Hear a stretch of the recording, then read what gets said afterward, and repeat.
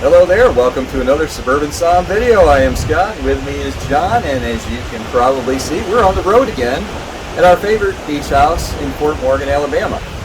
We've got an interesting video for you because not only are we on the road, but we're going to try some wines from Michigan. My daughter Marissa, who was featured on a recent video, insisted on getting me some wines. She's into the sweeter type wines and sent some of those, but she said, be a good sport, I'm also going to send you some other wines that maybe you would like. And she directed me to this website for Warner Wines in Michigan. It's the second oldest winery in Michigan, founded in like 1938, so it's pretty old. And they have wines for all palates that you could, I mean, it's amazing. They have sweet wines, they have sparkling wines, they have your traditional type wines. And so I listed a couple that I might be interested in. She was nice enough to send me a Chardonnay and a Cabernet Franc. Cabernet Francs are something that I've kind of started getting into, the California ones, and Chardonnay is my favorite, probably white varietal. John puts up with them. He's probably sitting there hoping this one's not terribly oaky. I'm curious to see exactly what we've got. First of all, I don't think they grow either of these grapes in Michigan. I couldn't find that out. But just let me tell you, I have some Cabernet vines. I live in Missouri. They barely grow there. The problem is we're in zone 6, and what that means is it just doesn't stay hot enough, long enough for those grapes to mature. Last year I got about a handful of them. You could eat them. Certainly not, I don't know, couldn't have made wine out of it. It wasn't enough. In Missouri we have different types of grapes that grow there. Chardonnay, which is like Chardonnay, but it can grow there. Norton, Chamberson, Cynthiana, different types of grapes that are more for that climate. Now Michigan is even further north. They're probably zones 5, 4, 3. It's a big state. So that's why I'm saying I don't think they're growing these there. I think they're probably buying them from California and then making them there. So hopefully whoever is making the wines there knows what they're doing with the fruit once they get it. So we're going to start with the Chardonnay, the white, and give it a try. See, bottle's sweating pretty good. It's only been outside for a little bit, but it's pretty warm out here. Let's give that one a try. Definitely a nice golden color in the glass.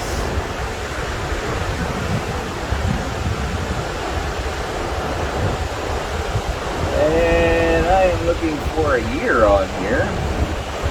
John, I do not see a year on there. I don't either. I have my glasses on, so I don't see it, Scott. No label on the back, so. Not one on the red either. Interesting. Okay. I don't like that. I kind of like to know what vintage it is. But we'll go with it. Looks like a lot of legs, very syrupy. Yeah. Pretty medium to dark golden color. What kind of nose is that? It's kind of a unique nose. It doesn't have a Chardonnay nose to me. No, there's a little oak, butterscotch, there's apple.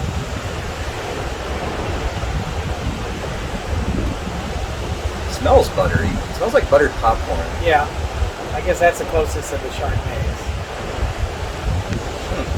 But you're right, very unique. I think we're in for a different kind of treat on this one, Johnny. Well, we'll see. Well, let's go ahead and dive in. Let's taste it.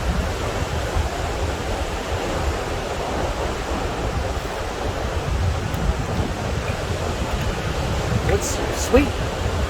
It is a little sweet. It's light on the palate. My first sip had a little weird aftertaste. Kind of like metallic. Yeah.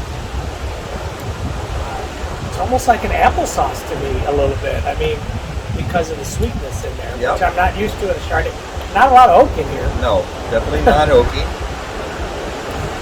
I think that aftertaste is just heavy on the stone fruit and the slate. Not bad though. Don't get me wrong. I wouldn't say that was a negative thing. Just different than what you would expect in a Chardonnay. Yeah, it's not like any California wine. It doesn't mean they didn't get the grapes there. It just made they may make it a little different, perhaps. Now it has a creamy texture. Yep. So it's not on the citrus side.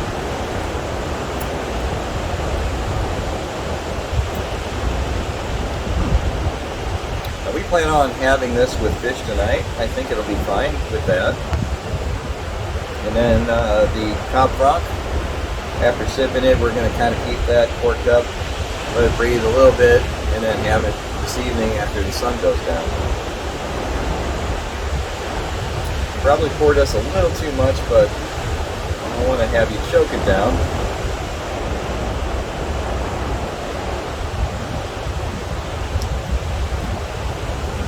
Well, I'm going to be honest, it's not one of the best Chardonnays I've had, but it's not horrible. I mean, I've certainly had worse Chardonnays. Well, my expectations weren't seriously high, and actually, it's not bad. It really isn't. Now, Warner Wines, if you go to their website, they claim that they've been served in the White House, at Super Bowls, so they're a pretty big player, and pretty well known. I mean, certainly Michigan and even outside of Michigan, chances are you may have heard of them. And like I said, there's probably 30 or 40 different wines that you could get on their website. Just a wide range. John's already done. Let me finish this up.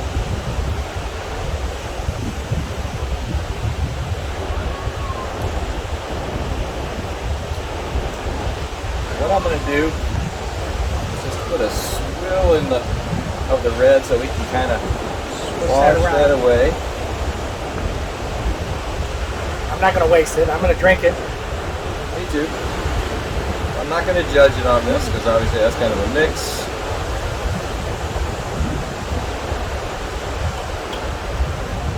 But I did get a sniff there. So let's go ahead and get some of that in there. Now immediately what I notice is this is not very dark. No, not for a Cab Franc. This looks, I mean, it's closer to a Pinot. I was going to say it looks like a Pinot Noir. Right. Very light color. I don't know how that's going to show up, but very, very light. And that just means that perhaps they didn't leave a lot of the grape skins and the other material in there very long. That you typically would to make a Cab Franc darker. So I would think we would expect low tannin. What kind of nose does this have? Kind of a flat nose. I don't get much out of it. Cherry rhubarb kind of. Well, yeah, I was going to say black cherry. Yeah. But it's not a big nose on it for sure. And like its white brother or sister, so far the nose and the look of the wine, very unlike anything you would find in California. Right.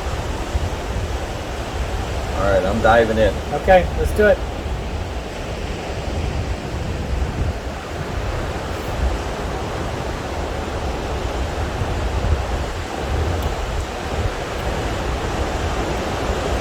So to me, that is spicy, a lot of acidity, a lot of pepper.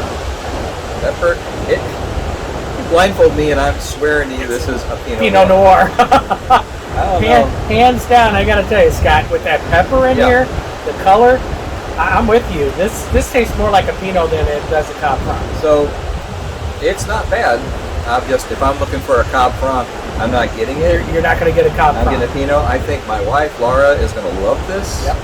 She's just going to go nuts over it. And frankly, if you told me this is a Pinot, I'd be like, well, this is darn good Pinot. But I was looking for a Cab Franc, not getting it. So from that angle, I'm a little disappointed. Doesn't mean it's a bad wine. It's really not a bad wine. Like I said, this goes very well if we've sent down a bunch of Pinots. This could mix right in, and it would be hard to tell, which is okay. But like you said, if I went and I bought a Cab Franc, which I happen to like, I would be very disappointed because I would not be getting a Cab Franc. But there's ripe cherry, maybe some licorice, some spice, some pepper. There's some definitely tannin. Pepper. there's more tannin than I thought there would be. Yeah, it's a little pucker effect. Yep. With it.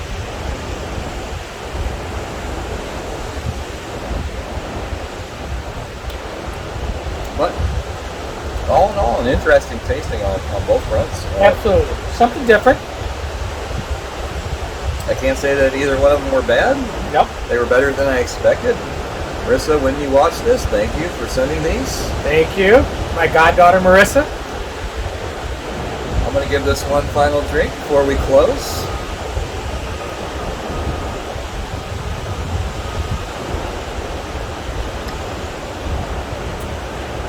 Well, there you go. Warner Wines. I feel now that maybe I have to try a couple other ones. They've got a Cabernet Sauvignon. I think they do have a Pinot. Now I'm really tempted to try that. The Pinot, yeah, absolutely. A couple other dark reds. I think they might have a blend. I might have to just try those out and see what they're like. If they're getting their grapes from California, they are certainly putting their own spin on that, which is not a bad thing. I mean, if everything tasted like it was in California, then why would you buy it from anywhere else? So, hey, Right. hands off to Warner for doing their own thing. Anyway, I am Scott from Suburban Sound. This is my friend John, and I am going to close by saying this is what we're drinking today. Cheers.